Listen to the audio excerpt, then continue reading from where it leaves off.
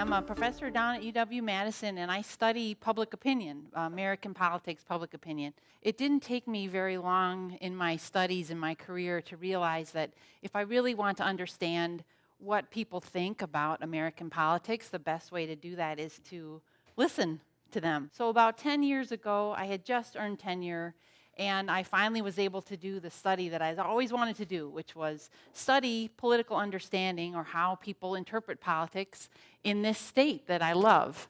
And so at the time, I was really interested in how our social class identities matter for how we interpret politics. And that's just a social science way of saying, how is our sense of where we are in the pecking order of things? How does that affect how we think about issues and candidates? And so what I did was to sample an array of communities throughout Wisconsin, 27 in all.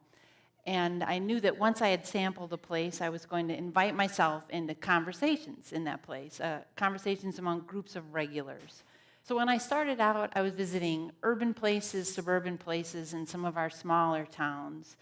What I learned was about the a kind of resentment toward the cities in this state that a lot of folks in smaller towns and our rural places feel, that was widespread. I heard it in all different corners of the state, and I thought it was really politically important. You might be wondering, okay, so here's this political science professor driving out to these communities in Wisconsin. Like, how did you do this? How did you get access to people? Well, it was pretty simple, actually. Once people had told me, okay, at 5:30, for example, every morning, there's a group at Joe's Gas and Sip. They're there every day. You know, just walk in and introduce yourself. Driving out in my Volkswagen, I'd walk in and I'd say, hi, I'm Kathy from the University of Wisconsin-Madison. Do you mind if I join you this morning? And people generally welcome me in. But what I heard in our smaller communities were things like, you know, all the attention goes to Madison and Milwaukee. Like, all the decisions are made down there. You all are all talking about yourselves. You don't really understand what life is like in a place like this. And then I think what was most heartbreaking to me, and probably the most important in the 2016 presidential election, was people's perception that those folks down in the cities in Madison and Milwaukee making all those decisions that affect our lives, they don't know us, they don't understand what life is like here, and they don't actually even like us. They don't respect us. They think we're uneducated and unsophisticated and racist and so forth. And so in all those different ways, they were telling me, we are on the short end of the stick, time and time again. We love our communities, but we're a little resentful about what we're not getting, and we're working really hard to make ends meet. So that was really eye-opening to me.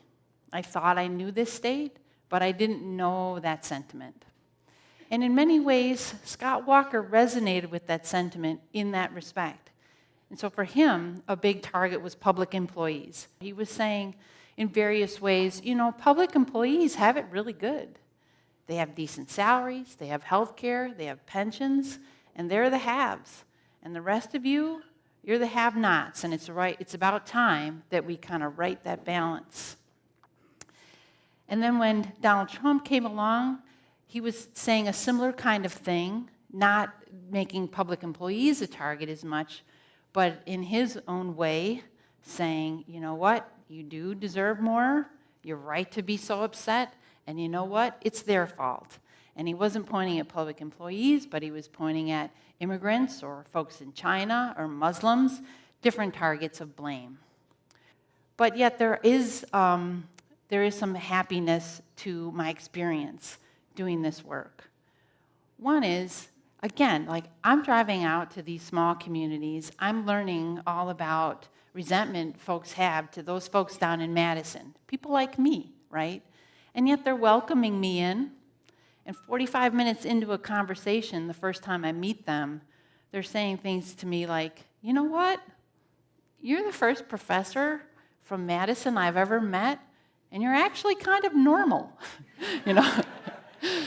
And so in some ways, doing this work has been a real eye-opener for me to just how much we actually can get along if we have a moment to listen to each other.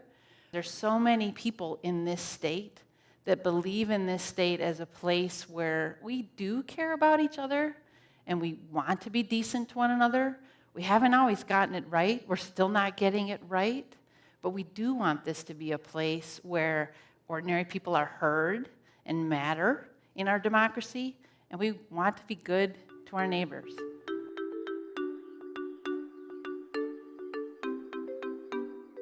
Let's say the governor calls you in tomorrow and says, you know, our state is pretty divided, and I know you have an ear to what's going on out there. What advice would you give to help him bridge the divide that we're all yearning to get rid of? We want to get back to where we could compromise and work together. I would say you need to work with people within communities and establish a way for people to have repeated face-to-face interaction with people whom they don't agree with. And it's time intensive and expensive because it's time, and it's going to take a while to repair those divides. But there's no better remedy than having a face-to-face conversation with another human being in which it's not about the issues, but instead it's about, tell me your background. Tell me who you are and what you care about, and then we go from there. And I have seen it work in many respects. I've seen it work in my own field work. All too often when we get into a situation when we're with someone we disagree with, we get into this mode where we get defensive and we start preparing for how we're going to respond. And it takes a lot of energy, and it's really hard.